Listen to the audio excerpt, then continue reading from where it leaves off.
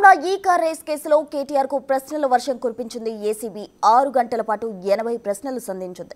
HMDA నిధుల దుర్వినియోగం, FEO కంపెనీకు రేసు నిర్వహణ బాధ్యతలు ఇవ్వడం పైన ముఖ్యంగా ప్రశ్నించింది. ఈ రేసు నిర్వహణ కోసం తన ఆదేశాల ప్రకారమే మున్సిపల్ శాఖ, పట్టణాభివృద్ధి శాఖ అధికారులు నిధులు మంజూరు చేశారని ఏసీబీ అధికారులకు తెలిపారు కేటీఆర్. మంత్రి హోదాలో తన విచక్షణాధికారం ప్రకారమే నడుచుకున్నానని, సమయం లేనందువల్ల అనుమతుల గురించి ఆలోచించలేదని ఏసీబీకి చెప్పారు కేటీఆర్.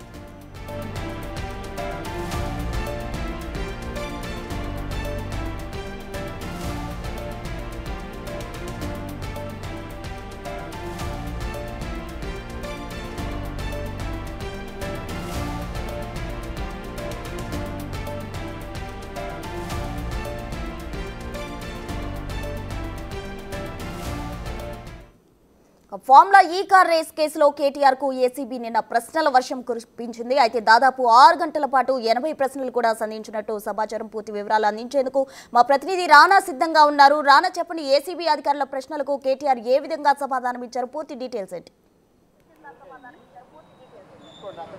సో నిన్న జరిగినటువంటి విచారణలన్నింటిలో కూడా ఆయన పొడిపొడిగానే సమాధానాలు చెప్పినట్టుగా మనకు సమాచారం అవుతుంది. కీలకమైనటువంటి ప్రశ్నలు అడిగినప్పుడు ఆయన సమాధానాలన్నీ కూడా దాటవేశాడు. రెగ్యులర్గా ఎక్కువగా నన్ను అరెస్ట్ చేస్తున్నారా అనే పదాన్ని ఎక్కువగా రిపీట్ చేసినట్టుగా మనకు సమాచారం అవుతుంది. దానితో పాటు ఎప్పుడైతే విచారణ మరొకసారి రావాల్సి ఉంటుందనేసి చెప్పినప్పుడు ఏంటి మీ ప్రభుత్వం ఇంత ఉదారంగా ఉందనే ఆ ఉద్దేశంతో ఆ మాట అన్నట్టుగా తెలుస్తుంది.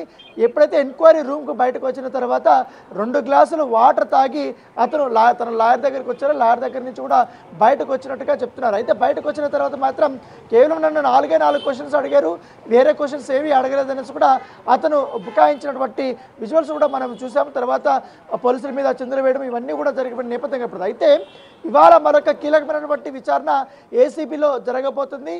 అదే హెచ్ఎండిఏ మాజీ చీఫ్ ఇంజనీర్ బట్టి బేలన్ రెడ్డి యొక్క స్టేట్మెంట్ అనేది కూడా చాలా కీలకం ఈ కేసులో. ఇప్పటికే అరవింద్ కుమార్ పేరు, అలాగే కేటీఆర్ పేరు ఈడీ అధికారుల ముందు కూడా ఆయన బయటపెట్టిన నేపథ్యంలో ఇవాళ ఏసీబీ విచారణలో వారిద్దరి పేర్లు చెప్తారా, లేకపోతే ఎంటైర్ ఈ ఎపిసోడ్ ఏంటంటే 45 కోట్ల నుంచి స్టార్ట్ అయింది, 55 కోట్ల దాకా అయింది. కాబట్టి దీని వెనకాల ఇంకా పెద్ద ఎత్తున ఈ ట్రాన్సాక్షన్ జరిగాయనేసి కూడా ఏసీబీ అధికారులు భావిస్తున్న నేపథ్యంలో అప్పుడు ఆయన ఎంప్లాయీగా ఉన్నాడు కాబట్టి ఈయన బాధ్యత అవుతున్న నేపథ్యంలో ఈయనకు మౌఖిక ఆదేశాలు వచ్చాయనేసి గతంలో చెప్పారు.